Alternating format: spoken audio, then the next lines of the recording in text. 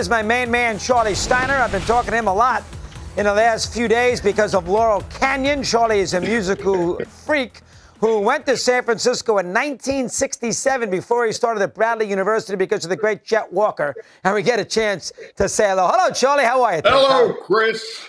Good to hear from you. Things good? Terrific. It's opening day, a little bit late, but let's play. Let's take it. Now, the Dodgers did a great job here. They set you up remotely to call the games from your house, put the cameras in, the monitors in. Fill me in. How's this going to work out? Go ahead. It's one of those things where I'm almost embarrassed at how generous the Dodgers have been to me. I was, like many folks, uncertain about this whole coronavirus thing. I am a hanging curveball in the world of COVID-19 in terms of age and health. And I talked to my doctor about a week ago now, and I said, well, what do you think? And he said, well, as a fan, I can't wait to hear you and Mo back.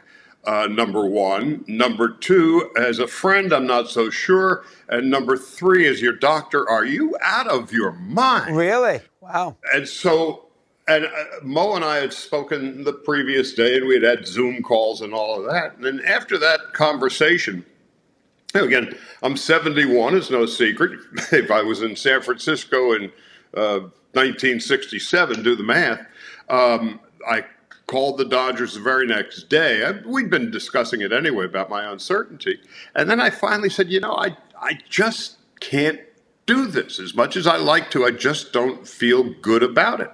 And that was it until I get a call back from the Dodgers the very next day. So that's last Thursday.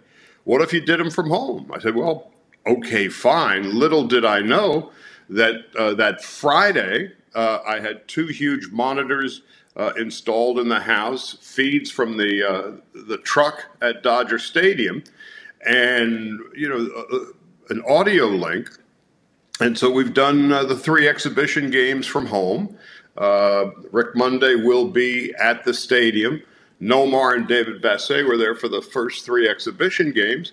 And it was about as seamless as an exhibition game can go. Well, fine. You going to do all 60? Charley, this is fascinating. You going to do all 60 or no? How you going to do that? Every game's a home game. Right. Why not? So do all 60. Literally, yeah. And again, this is something that I didn't think was humanly possible, technically possible. And I thank the Dodgers more than you could ever know. Absolutely. They didn't have to do it. They didn't. What's a heck of a job. That's a great point. Give the Dodgers a lot of credit. And also give them credit. They got this Mookie Betts thing. It looks like close to a deal. $350 million for Betts, 10 years. They didn't wait around. Betts is smart. He realizes that the money this offseason might be light. So let's take it now. Dodgers said, you know what? The guy's a great player. He's young. Let's make this happen. So that's a good move all the way around for these two before opening day. Give me your thoughts there. Absolutely. This is one of baseball's preeminent stars. And in Los Angeles, we've had Kershaw, but we haven't had very many stars over the years. We've had some idiosyncratic personalities, but we haven't had a lot of stars. And Mookie is certainly one. And, oh, by the way, he's one of the top 2, 3, 4, 5 players in the game. And with him and looking at the rest of the lineup, this is going to be my 16th year with the Dodgers. On paper, before the first game, albeit of a 60-game season, the Dodgers appear to be unbeatable. But that's always dangerous business to talk like that. But, boy, they are really good and they're really deep. And then when you've got Betts at the top of the lineup for the next decade, if it does work out that way, it's as they say, it's a win-win. 100%. All right, two things that were interesting. One, they sent Lux down. Is that because he's not well? They want to get Taylor at second base? That surprised a lot of people. We all know how good he's going to be. Give me your thoughts there. Go ahead.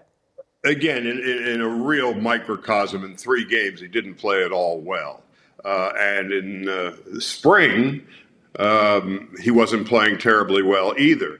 The other thing is you have so many possibilities at second base that they can afford the luxury of sending him out and giving Kike Hernandez more time, Chris Taylor more time, on occasion Max Muncy at second base.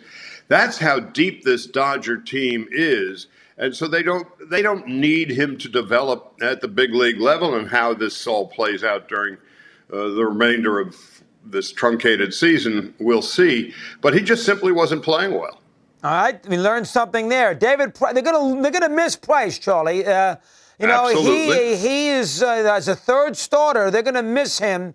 That was a tough elected not to play deal with Price. I'm sure we all understand it, but it was a little bit of a hit for the Dodger rotation. If there's a weakness, could that be it, or the bullpen? Let me hear. Go ahead. You know, the bullpen, I think, is going to be a whole lot better than folks think. We saw this kid last night, Gratterall, who came over from Minnesota, who throws a routine 100 miles an hour. Right. And then you've got Kelly, who throws 100 miles an hour. Blake Trinan was signed in the offseason. He throws 100 miles an hour. If Kenley can keep up his end of the bargain, the bullpen is looking really, really good. And you've got Kershaw. And you've got Stripling, who was almost in Anaheim, but he's here. Buehler, Alex Wood, and Urias. So this is a team that is stacked. I was going to say 1 through 25, 1 through 30 at least as of tomorrow. Yeah, listen, and obviously Buehler hasn't pitched a lot. Are we going to see him this weekend, or is it going to be a little while before Buehler takes him out? What can you tell me about that? Buehler's actually going to pitch 4 or 5 innings today in a sim game. And then when you think about it, we've seen nothing but sim games anyway since coming back from all of this. He says if a starter now can go a routine 5 innings in the first 1 or 2 outings, he's probably ready to go 4. But they're not terribly concerned about that. And then if he does start, the likelihood is you have Dustin May, the big right-hander, right. Probably to finish the second half of whatever that first start's going to be. We'll see, but that's what they were thinking about on paper at any rate. Well, great to see you, Charlie. Great to see you there doing these games. And always we have a nice conversation. You're the best. Thanks very much. Appreciate it today. Thank you, Chris.